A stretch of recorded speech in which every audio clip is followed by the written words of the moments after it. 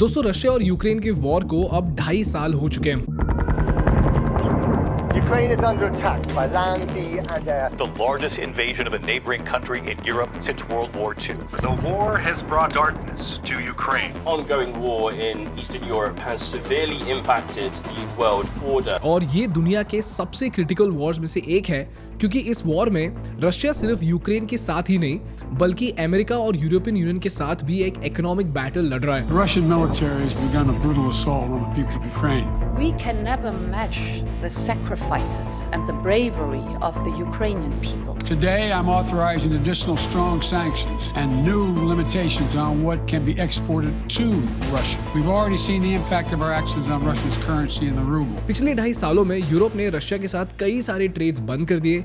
Visa और McDonald's जैसी American companies ने रशिया में अपने ऑपरेशंस बंद कर दिए और रशिया को इस वॉर में हराने के लिए यूएस ने यूक्रेन को वेपन्स और करोड़ों डॉलर्स की फंडिंग भी दी है। और सबसे बड़ी बात यह है कि अमेरिका ने रशिया के 300 बिलियन डॉलर्स के रिजर्व्स को ब्लॉक कर दिया है। ये वो पैसे हैं जो रशियंस ने अमेरिकन बैंक्स में जमा कर रखे थे। और इसी बॉयकॉट की वजह से दुनिया भर के इकोनॉमिस्ट ने ये घोषित कर दिया कि कुछ ही सालों में रशियन इकोनॉमी पूरी तरह से बर्बाद हो जाएगी। लेकिन पूरी दुनिया ये देख के हैरान हो गई कि 2.5 साल और ट्रेड बॉयकॉट के बावजूद भी रशियन इकोनॉमी गिरी नहीं बल्कि ग्रो करते जा रही है। The sanctions are not working. The Russian economy is growing. Russia's economy has performed better than some of its Western rivals. Russia's economy is projected to grow 2.6% this year. So what's driving Russia's economic resilience?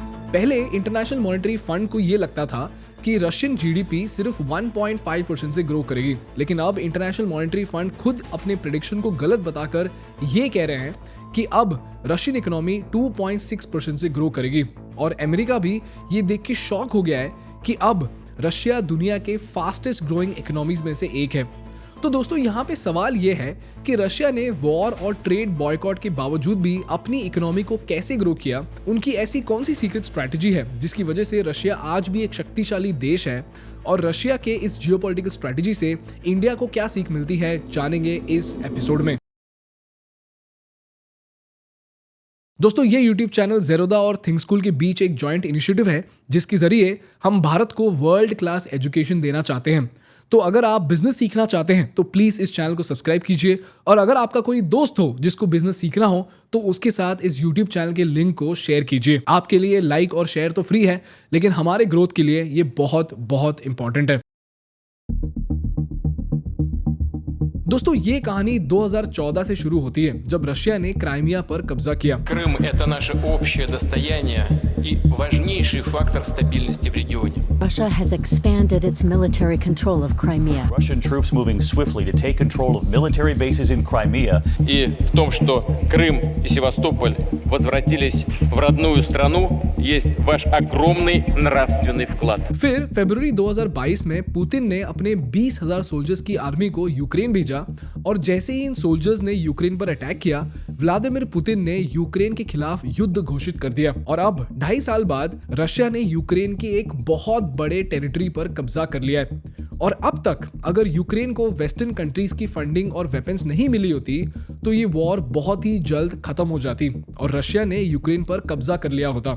लेकिन US के छेड़खानी की वजह से ये war अब भी जारी है और यूक्रेन अब भी लड़ रहा है, और लड़ते लड़ते यूक्रेन बैंकरप्ट होता जा रहा है। और रशिया को रोकने के लिए, जैसा कि हमने जाना, यूरोप और अमेरिका ने रशिया पर 17,000 ट्रेड रेस्ट्रिक्शंस यानी कि सैंक्शंस लगा दिए। तो अब सवाल यह है कि रशिया ने इतने सैंक्शंस और वॉर के बावजूद भी अपनी इकोनॉमी को कैसे बचाया। पहला कारण यह है कि अमेरिका और यूरोप ने रशिया को एक स्टेट रन इकोनॉमी समझा, जबकि रशिया एक मार्केट रन इकोनॉमी है। और यहीं पर अमेरिका ने एक बहुत बड़ी भूल कर दी। तो पहले ये जानते हैं कि स्टेट रन इकोनॉमी और मार्केट रन इकोनॉमी में क्या फर्क है।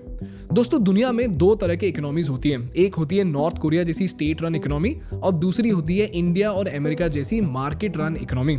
स्टेट रन इकोनॉमी में सरकार देश के हर सेक्टर को हर तरह से कंट्रोल करने की कोशिश करती है। जैसे नॉर्थ कोरिया में सरकार ये डिसाइड करती है कि कौन सी फसल उगानी है, कितने क्वांटिटी में उगानी है, किस दाम पर बेचनी है और कहां और किसको बेचनी है। तो अगर कल नॉर्थ कोरिया की सरकार ये कह देती है कि कल से एक स्टेट को खाना नहीं पहुंचेगा तो कोई भी फार्मर उस स्टेट को फसल सप्लाई नहीं कर सकता। और अगर किसान कहीं पर अपने फसल को ज्यादा भाव में बेचना चाहे तो भी वो किसान बिना सरकार के परमिशन के बेच नहीं सकता। और अगर आपने इतिहास पढ़ा है तो आपको ये पता होगा कि इंडिया 1970s में एक स्टेट रन इकोनॉमी थी, तो सरकार ही सारी कंपनी चलाती थी। पोस्टल सर्विस में इंडिया पोस्ट थी, एविएशन में एयर इंडिया थी और टेलीकॉम में BSNL थी, और यही कंपनीज पूरे मार्केट को डोमिनेट करती थी। और अगर तब आप एक बिजनेसमैन होते तो आपको कुछ भी करने से पहले सरकार से परमिशन और लाइसेंस लेना पड़ता था। जैसे अगर आपको कोई नया बिजनेस शुरू करना हो तो आपको सरकार से लाइसेंस लेना पड़ता था, और अगर आप एक कंपनी ऑलरेडी चला रहे हो और आपको प्रोडक्शन बढ़ाना हो तब भी आपको सरकार से परमिशन लेनी पड़ती थी। और इससे भी बड़ा प्रॉब्लम ये था कि सरकार ही ये तय करती थी कि आप अपने प्रोडक्ट्स और सर्विसेज को किस कीमत पर बेच सकते हो। इस सिस्टम को इंडियन हिस्ट्री में लाइसेंस राज कहा जाता था, जिसकी वजह से इंडिया में प्राइवेट सेक्टर बिल्कुल भी बढ़ नहीं पाया। लेकिन अगर आप आज इंडिया को देखें तो इंडिया एक मार्केट रन इकोनॉमी बन चुका है।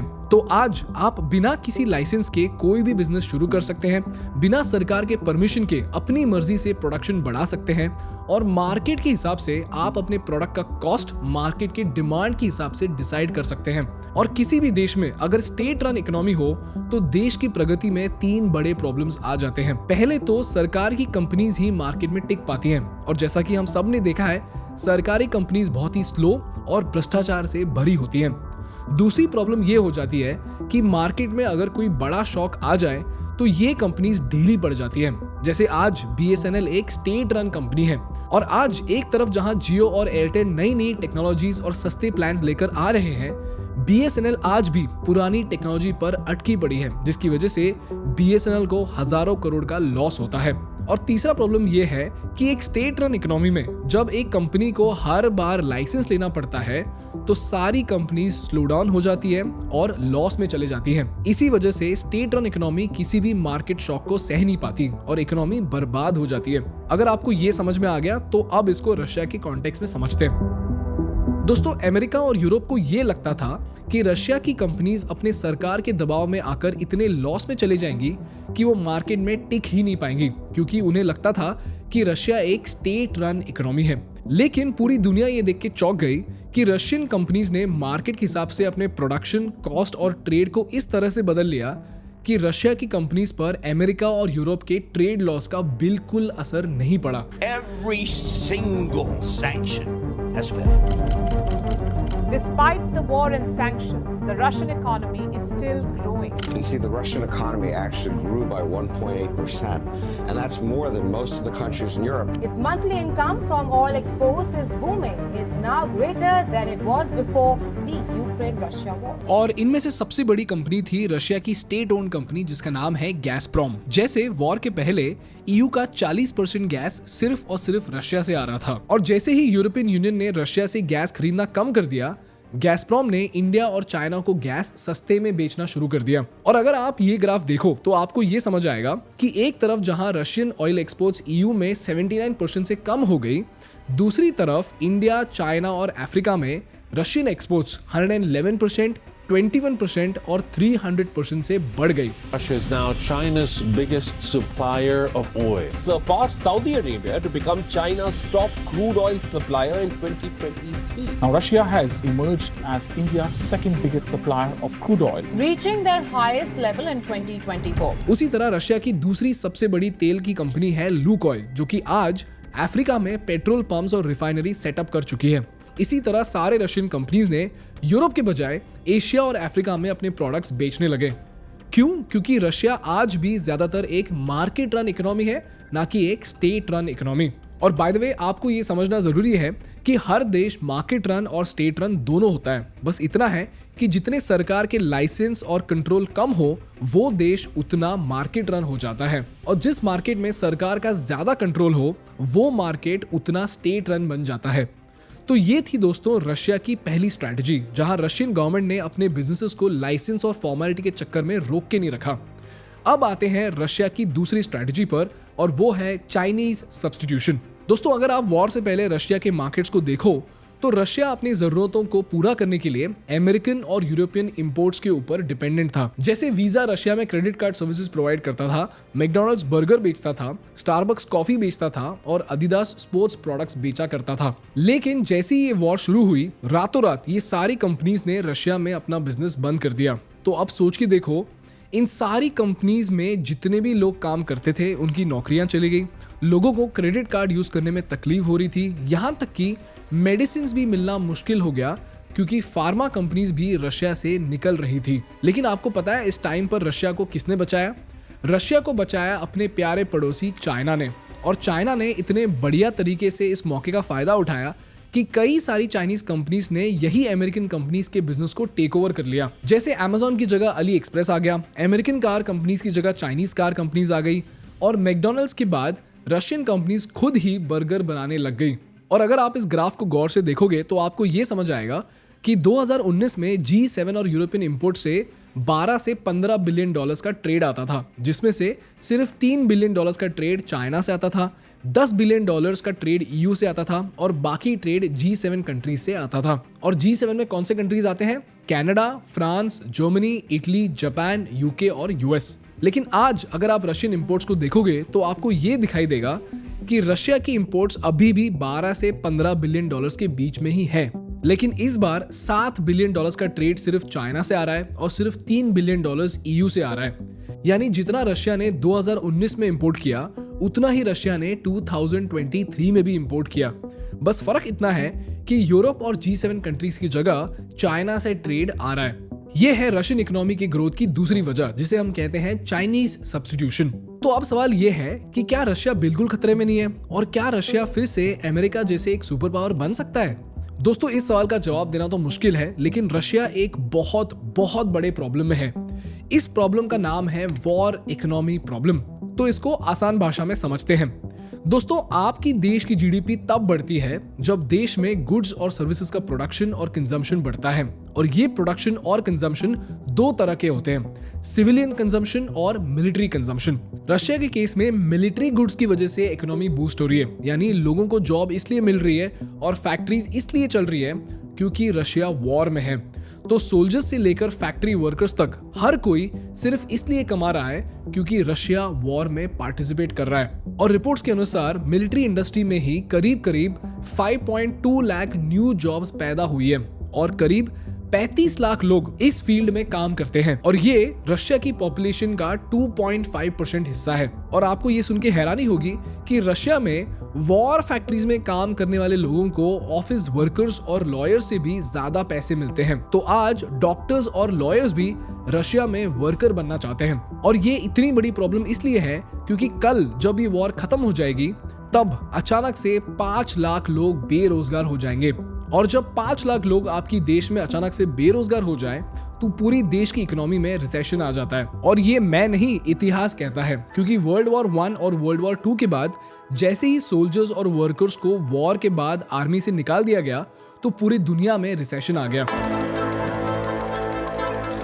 The war changed the world. The impact of World War II on the global economy was profound and long-lasting. In the aftermath of the fighting, the world order changed. 5 million were unemployed in America, 4.5 million in Germany, 2 million in Britain. तो आज Russia का GDP बढ़ तो रहा है, लेकिन problem यह है कि आज इस जीडीपी का एक बहुत बड़ा हिस्सा वॉर इकोनॉमी से आ रहा है, जो कि एक टेम्पररी बूस्ट है।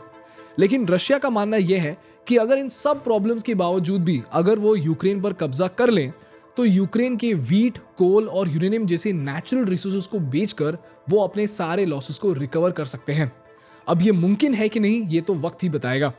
ये है दोस्तों रशिया की वॉर रिकवरी स्ट्रैटेजी। तो अब सवाल ये है कि इस कहानी से हम क्या सीख सकते हैं। लेसन नंबर 1, दोस्तों, भारत को आत्मनिर्भर बनना बहुत बहुत जरूरी है। और ग्लोबलाइजेशन के चक्कर में अगर हम बाकी देशों पर निर्भर हो गए तो कल अगर हमारे रिश्ते इन देशों के साथ खराब हो गए तो भारत पर बहुत बड़ी आपत्ति आ सकती है।